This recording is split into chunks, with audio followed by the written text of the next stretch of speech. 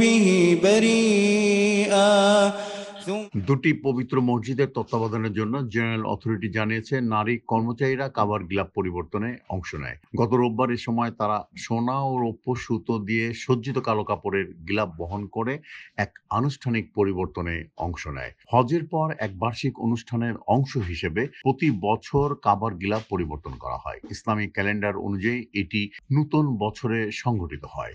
অংশগ্রহণকারীরা পুরনো গিলাফটি সরিয়ে নতুন গিলাফটি পরিয়ে দেয়।